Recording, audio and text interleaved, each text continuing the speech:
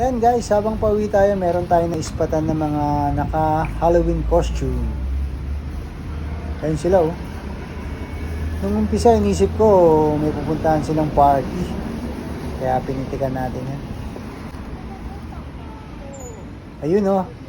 Nakita ko patawid sila ng pedestrian lane.